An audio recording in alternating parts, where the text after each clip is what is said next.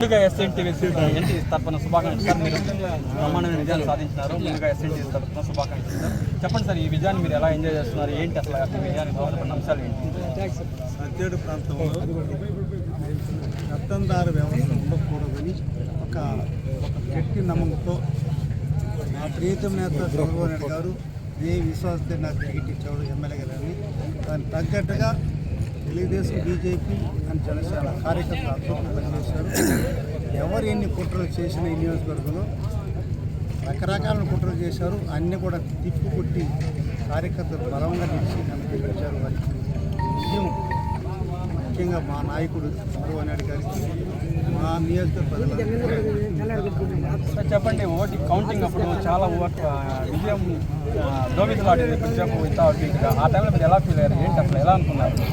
ఈసారి మాత్రం వచ్చింది నాకు గట్టి నమ్మకం. ఏ బూత్ తేడా ఉంది, ఏ గ్రామం ఎవరు వస్తారు, ఏ గ్రామం వేస్తారు. నేను అప్పుడు కూడా నేను సైలెంట్గా ఉన్నాను, చాలా జాగ్రత్తగా ఉన్నాను. తప్పకుండా మనం విజయం సాధిస్తాం. నమ్మకం, అవిశ్వాసం ఉంది. ఎందుకంటే ప్రపంచం భారతదేశం అంతా చూశారు. గొప్ప నుంచి శ్రీకాకుళం వరకు బ్రహ్మాండం ప్రారంభించారు తెలుగుదేశం నాయకులు, కార్యకర్తలు. ఇది ప్రపంచన యువకులతో మొదలైంది, యువ నాయకులతో మొదలైంది. విద్యార్థులు, న్యాయవాదులు, మేధావులు, ఎన్జిఓలు, రైతులు అందరూ కూడా సమిష్టిగా గత ప్రభుత్వం పోవాలా, చంద్రబాబు నాయుడు ప్రభుత్వం రావాలా, యువకులకు న్యాయం జరిగింది. మంచిగా జరిగింది. ధర్మం, నీతి గెలిచింది. సార్ చెప్పండి, మీరు పెద్దిరెడ్డి రామచంద్రారెడ్డి మీద విమర్శలు చేసి స్టేట్ లెవెల్లో, రాష్ట్రం లెవెల్లో ఒక సంచలనం క్రియేట్ చేశారు. ఇప్పుడు మీరు విజయం సాధించారు, తెలుగుదేశం పార్టీ విజయం సాధించింది. ఇప్పుడు దీని మీద మీరు ఎలా స్పందిస్తారు? చంద్రబాబు నాయుడు గారు సానికుడు, ఫార్మల్ సానికుడు. అతను ఎక్కడ కానీ ఈ రాష్ట్రంలో మళ్ళా అధికారం వస్తాం, పవన్ కళ్యాణ్ యొక్క సహకారం, బీజేపీ సహకారం తీసుకున్నాడు. కార్యకర్త ఉత్సాహపరిచాడు. మన ప్రభుత్వం వస్తే అన్ని సంక్షేమ పాటు అభివృద్ధి చేస్తామని చెప్పాడు. దాని తగ్గట్టుగా మంచి మేనిఫెస్టో వచ్చింది. అలాగనే పెద్దిరెడ్డి విషయానికి వస్తే రాజకీయంలో వచ్చిన తర్వాత వాళ్ళు సంపాదన మొదలుపెట్టారు. ఎక్కువ బాగా ఈ 5 ఏళ్లలో ₹1,00,00,000 సంపాదించారు. నిన్ననే సత్యలేదు, ప్రాసిక్యూట్ చేయాలి. ఇది ఎవరిని వదలబట్టకూడదు. మైన్స్లు ఎంత తిన్నారు, గ్రావులు ఎంత తిన్నారు, మట్టి ఎంత తోలినారు, ఇసుక ఎంత తోలినారు, ఇవన్నీ కూడా పరిశీలన చేసి ప్రాసిక్యూట్ చేయాలి. ధర్మం గెలవాలంటే ప్రాసిక్యూట్ చేయాలి. ప్రాసిక్యూట్ చేస్తేనే రిమైన్ ఉండేటువంటి ప్రజాప్రతినిధులు కూడా భయం ఉంటుంది. ఈరోజు ఒక పెద్దందారి వ్యవస్థ మన పెట్టారు. మరి చంద్రబాబు నాయుడే ఓడిపోతారని చెప్పినటువంటి పెద్దిరెడ్డి ఈరోజు సవాళ్ళు విసురుతున్నాము. మరి నీకైతే ఏమి దరిదాపులు ఓడిపోయి వచ్చేవి, ఆడ ఇంకో మనిషి కంటెస్ట్ లేకపోతే నువ్వు అసలు ఓడిపోయిన మంత్రిగా ఉండి. చంద్రబాబు ఓడిపోతున్నాడు ఖమ్మంలో, 14 మాదే, 130 మాదే అన్నారు, మళ్ళీ 175 మాదే అన్నారే. మీరు అంటే మీరు చెప్పేది పెద్దిరెడ్డి ప్రాసిక్యూషన్ చేయాలి, ఇలా దీనిపై కఠినమైన చర్యలు తీసుకోవాలి మీరు భావిస్తున్నారా? ఖచ్చితంగా. ఎందుకంటే ఒక మంత్రిగా ఉండి చాలా పవర్ఫుల్ అతని దగ్గర ఉన్నటువంటి ఇరిగేషన్, మైన్స్, గ్రానైట్, ఇసుక, మట్టి, దాంతో ఈ అటవీ శాఖ మంత్రి, దాంతోపాటు విద్యాశాఖ కాంట్రాక్ట్ తీసుకున్నాడు. ఈ అడవిలో ఉన్నటువంటి తైల సిద్ధం నరుకు పూసాడు. ఎక్కడో పోలు అనేది అన్ని కాంట్రాక్ట్ చేసుకున్నాడు. అనేకమైనటువంటి మైన్స్ అంతా దోసుకున్నాడు. అడిగితే వేరే వాళ్ళు అన్నాడు. ఇతను కన్సర్న్ మినిస్టర్ అంటే అతను.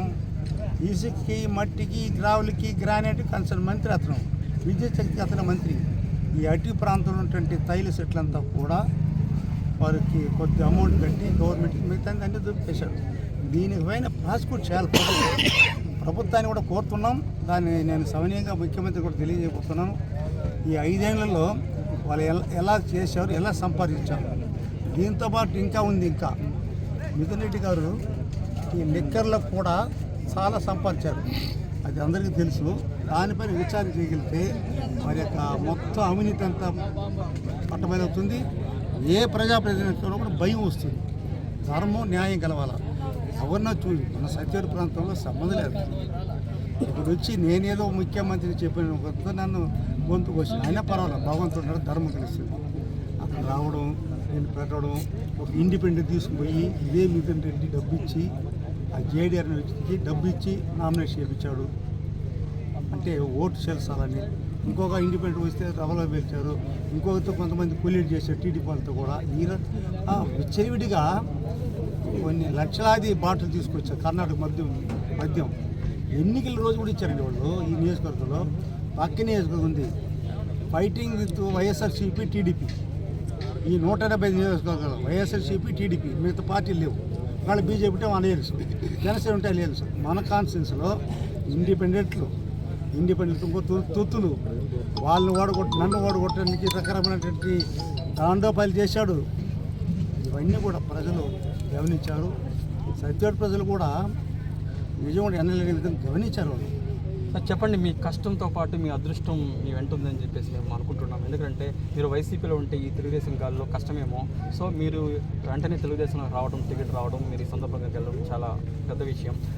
సో ఈ సందర్భంగా తెలుగుదేశం శ్రేణులు కూడా చాలా ఆనందంగా ఉన్నాయి. ఎందుకంటే చాలా సంవత్సరాల తర్వాత మళ్ళీ మంచి ఆనందాన్ని, మంచి విజయాన్ని సాధించడం చెప్పేసి.